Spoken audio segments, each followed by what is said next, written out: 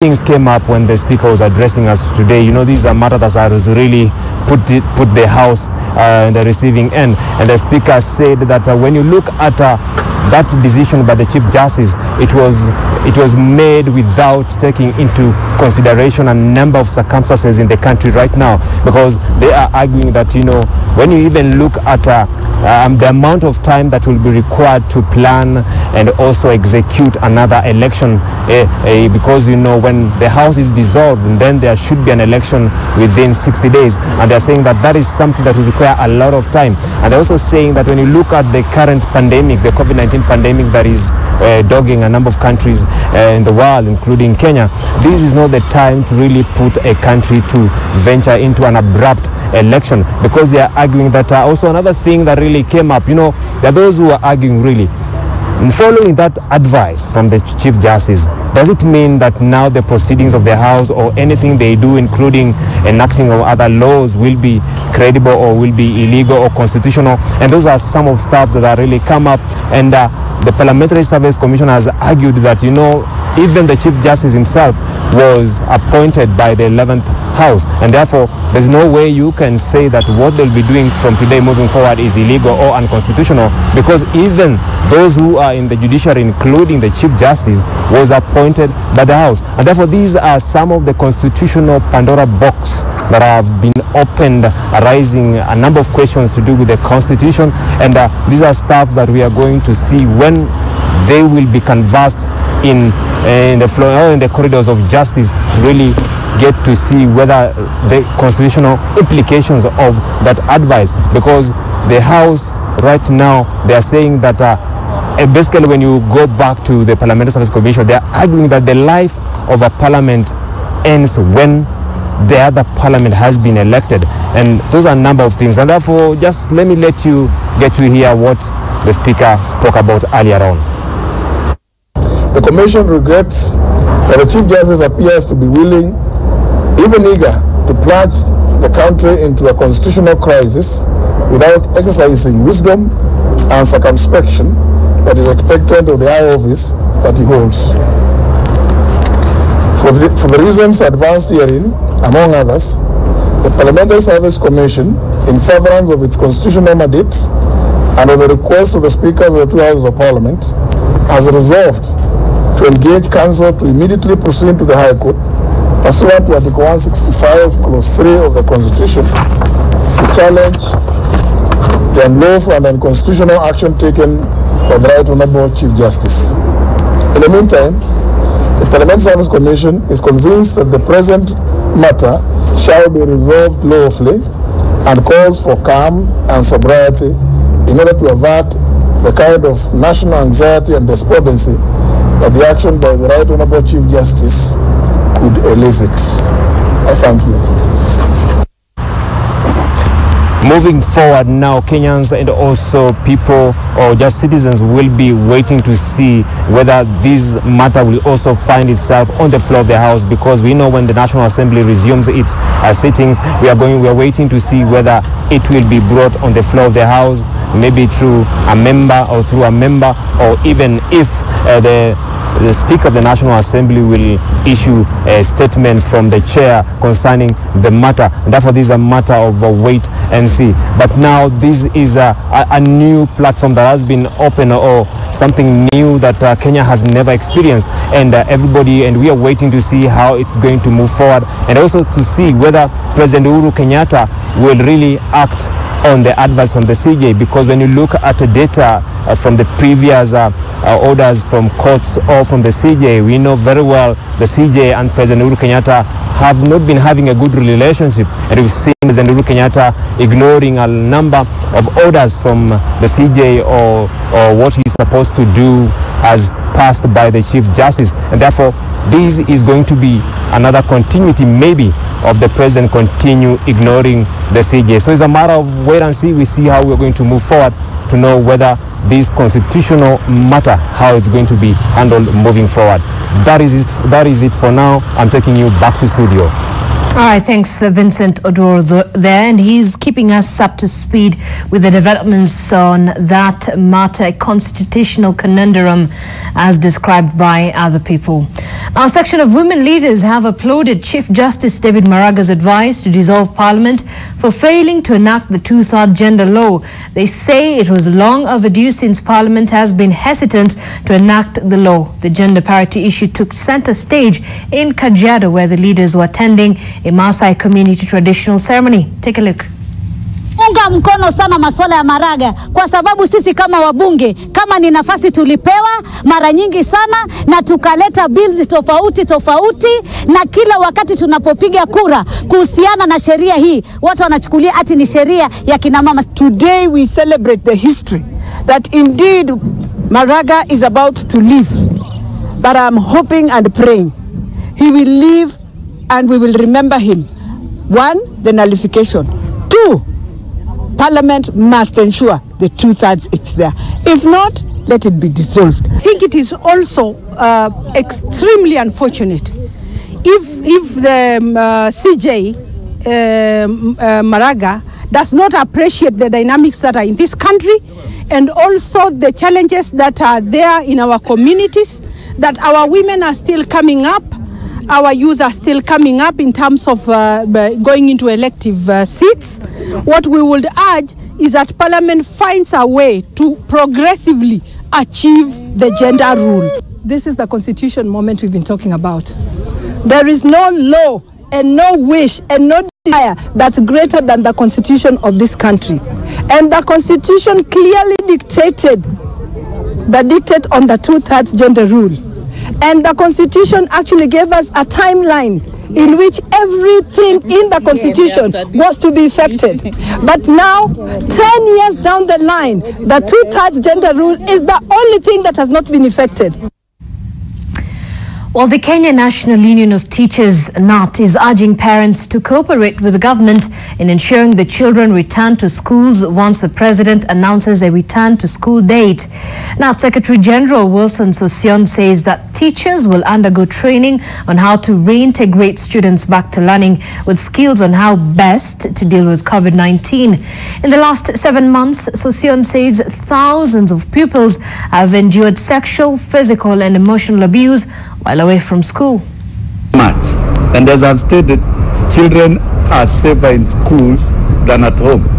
Even if we were ordered to report tomorrow, Wednesday, and children to come back on Thursday, that one we are ready. So the 1,145 cases of children received at the Gender Violence Recovery Center between March and August are just those who are treated at the Gender Violence Recovery Center where we work at the 9 hospitals. Yeah, and those are just the children only, who comprise of about 59.6% of the total cases that we've seen. Our children shall be respected regardless of the positions we hold in the society. Let us work to to protect these children and respect them. And they're safer in schools. And let us support the idea of our children being back to school, because we witness and seen the dangers when they're out of school. I cannot pronounce the calendar.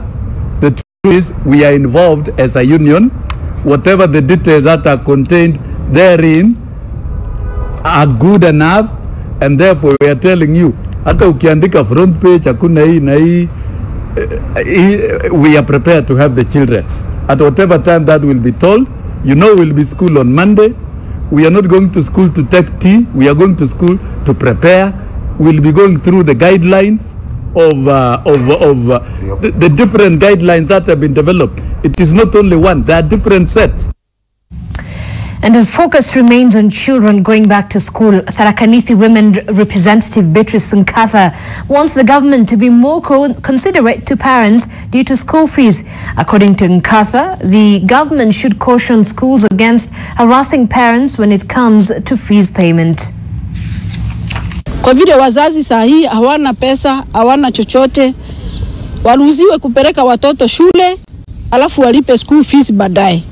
Kama ni secondary school, mtoto afanyiwe shopping, aende shule, aendelee, mama atakuwa analipa ama wazazi watakuwa analipa polepole kulingana na ile kiwango atapata.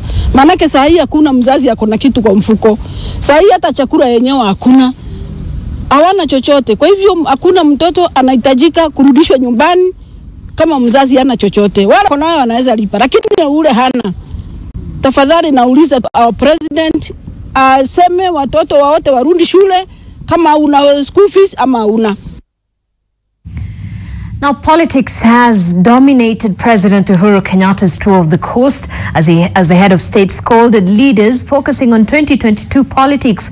And in what appears as a swipe at his deputy, the president also slammed what he called self-serving leaders on a campaign meant to divide the country, saying it was dangerous for the country. Our coast reporter Kevin Mutai has more details on the President's tour in the coast region and is now joining us live for more updates. Kevin?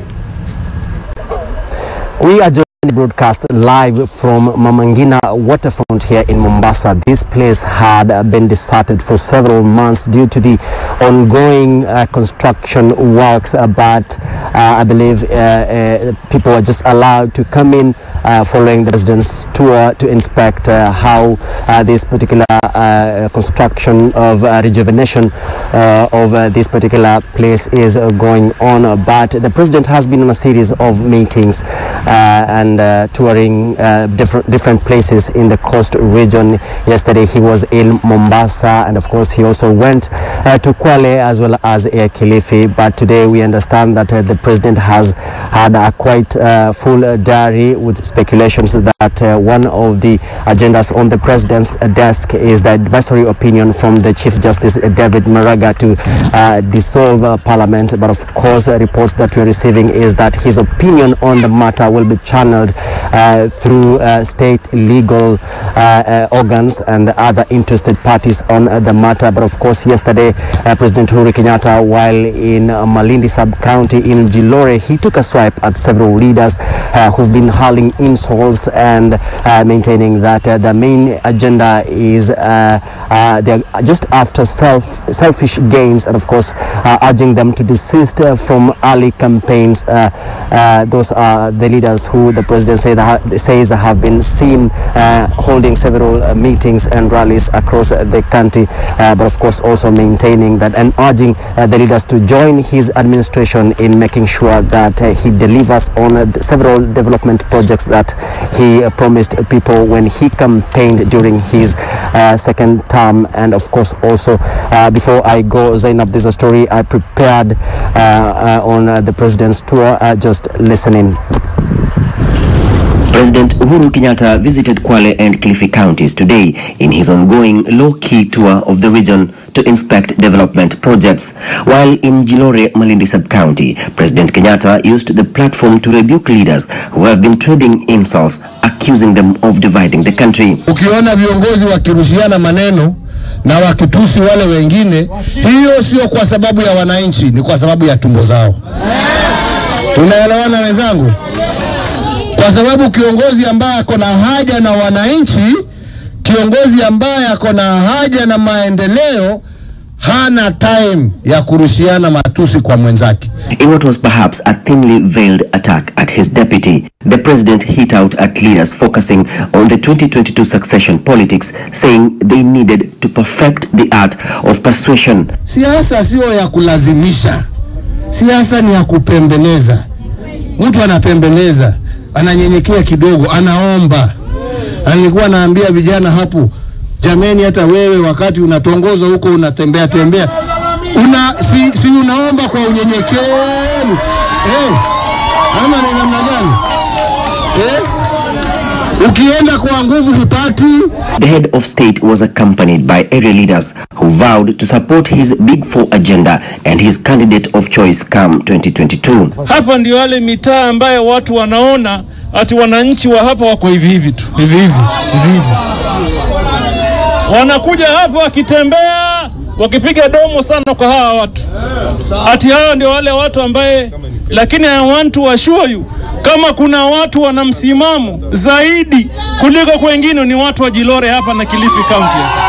Na 2022 wewe utafungua na baba, ni wapi tunaenda, na hatutapiga makelele, tutaunga mkono maendeleo yako. Mlango wake ulikuwa umefungwa, lakini baada ya yeye kupeana mkono na kula amani na Mheshimiwa Raila Amolo Odinga, siku hizi sitaki kwenda matangani kutuma ujumbe mfikie rais. President Kenyatta promised to end the perennial land issues affecting the coastal region, as well as address concerns arising from the impact of SGR on the coastal economy. Kevin Mutai, NTV, Mombasa. Well, the National Assembly Health Committee investigating a number of issues in the misappropriation of funds by the Kenya Medical Supplies Authority. The committee will be investigating why KEMSA purchased 7.1 billion worth of personal protective equipment from their own account. The authority then sold 1 billion shilling worth of PPEs and was left with 6.1 billion shilling worth of the equipment lying in their warehouse. The Health Committee chairperson was speaking during an inspection tour at KEMSA's warehouse earlier today.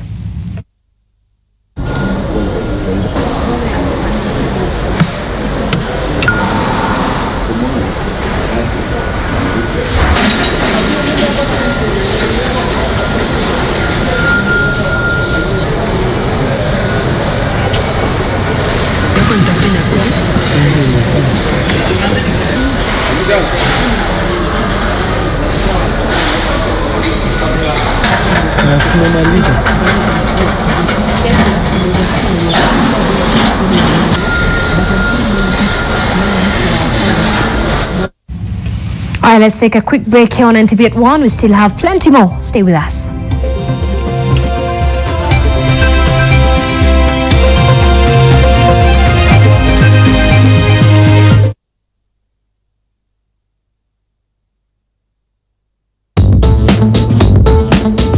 Steel mills have provided quality building material with the widest range of associated steel products over the last 3 decades.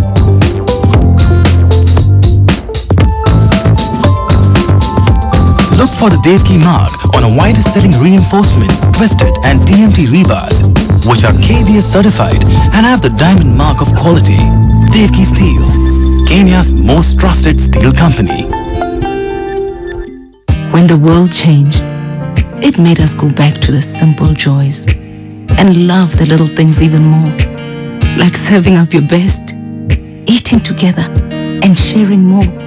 Now, we'll take nothing for granted and always remember to taste the simple joys.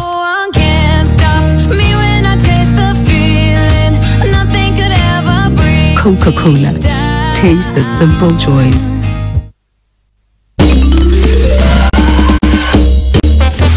Sona moja imetengenezwa kwa njia spesheli kupambana na maumivu kwa haraka. Sona moja ina aspirin kama kiungo. Sona moja, kitulizo kamili. Maumivu yakizidi, pata ushauri wa daktari. Mbolea za Mavuno Fertilizers zimetengenezwa mahususi kusaidia udongo na mimea. Zimetengenezwa kwa taaluma ya hali ya juu ya kisayansi. Zaidi ya wakulima 500,000 nchini wanaweza kupata mbolea hizi kwa bei nafuu. Zinapatikana katika maduka ya kuuza pembejeo kwa viwango vya kilo 1 hadi kilo 50. Wakulima ambao wametumia mbolea za Mavuno Fertilizers wamepata ongezeko la mazao yao kwa 30%. Wasiliana nasi leo kwa simu ili kujua mengi kuhusu namna mbolea za mavuno zinavyosaidia kuongeza uzalishaji chakula nchini.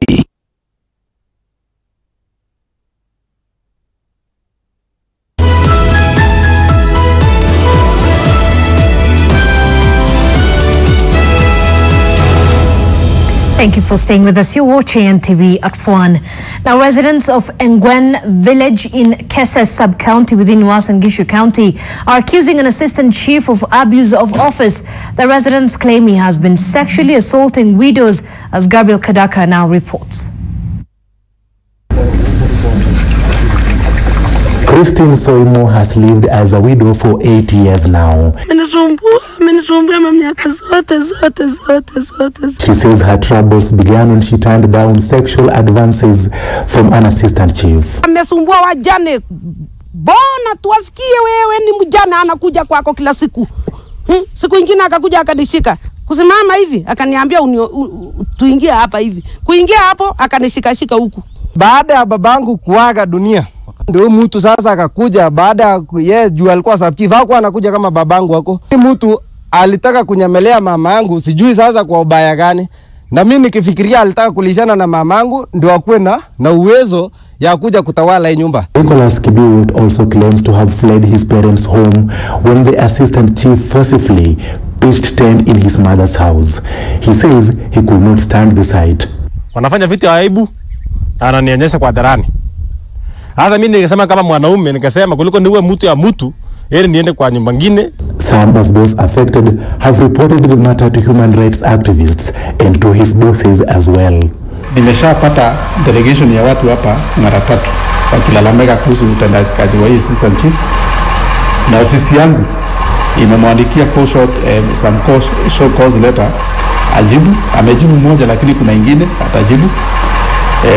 Na pia tunachungusha because mambo kama hayo mingine tumepata ni malalamishi ambayo ni criminal nature. On the issue ya huyu chief imekuwa ni maswala. Tumekuwa na about 4 cases ambayo imeripotiwa, and we are now appealing to the DCC upande wa cases sub county na county commissioner wa Singishu angalia what is the problem with this chief. The residents are also accusing the assistant chief of brutality. Na nilishuhudia akipiga hii mama mbele ya watoto yake mpaka kumchukua nguo juu, akapanya haibu yenye mimi sikufurahia. Sasa serikali naomba hiyo mtu atolewe. Kama atolewi mtu waache raia si tutoe yeye. Kwani Kenya hii hakuna sheria? Gabriel Kudaka, NTV. Well, 3 people have been charged in a Kisumu court for stealing more than 16 million shillings from their employer, according to the charge sheet. The trio committed the offence on diverse dates between January 1st, 2016 and December 31st, 2018 at Gulf Lab Chemical Company in Kisumu. Okukosa reports from the corridors of justice. Lilian Achieng, Lavender Akoth and Millicent Akinyi, who have all pleaded not guilty to the charge, are set to know their fate when the court resumes on 28th September 2020. The 3, jointly with others not before the court, are said to have used their positions as employees of Gulf Lab Chemical Company to steal the money on separate dates. The case is being heard before the senior resident magistrate Beryl Omolo has dragged on for the last 17 months due to adjournments. In that case, I think we have to put an end to this. Yes. Let's all come before this court on the 28th of September, and every side will canvass their positions as regards this matter. The prosecution has lined up 5 witnesses, including David Maende, who is the complainant, and cartons of evidence to support its case against the 3 suspects. Okukosa, NTV.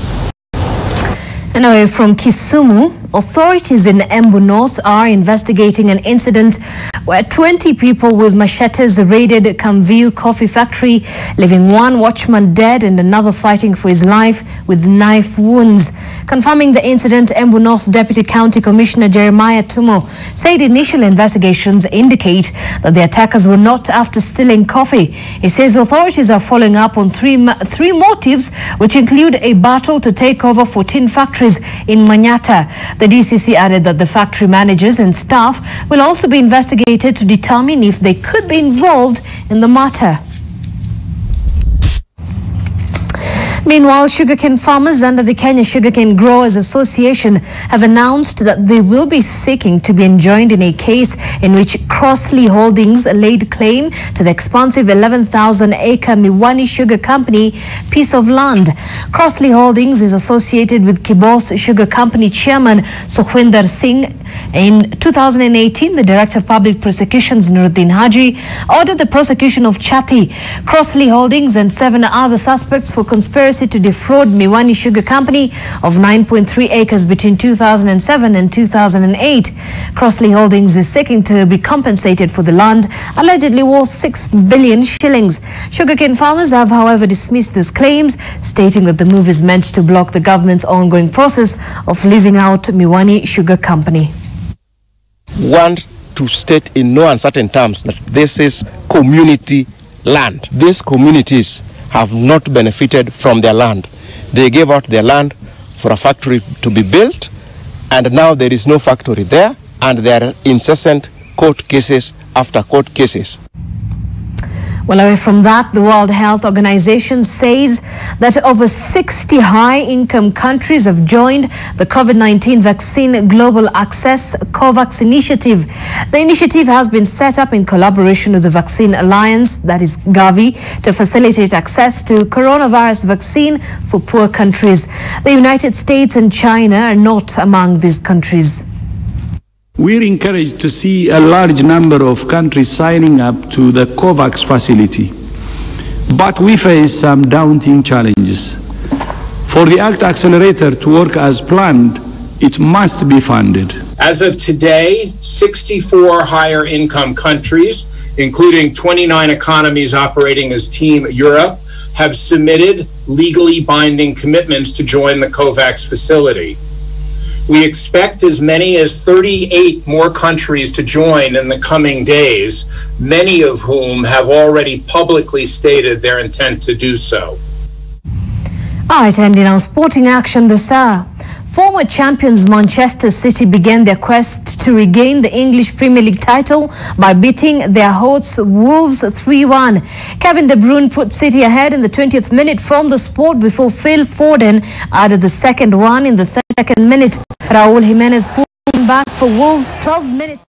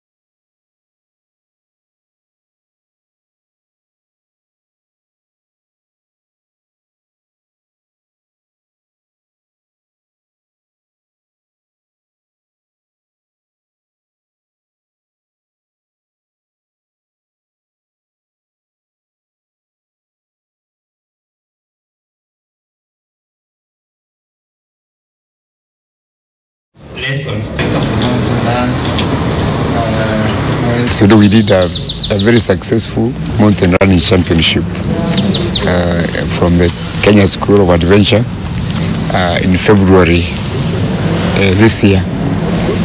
So we are meeting today to review that event and also to plan how we are going to continue. And AC Milan veteran forward Zlatan Ibrahimovic scored twice as his team started the Italian Serie A campaign with a 2-0 win over Bologna at the San Siro. The 38-year-old broke the deadlock with a towering header in the 35th minute before adding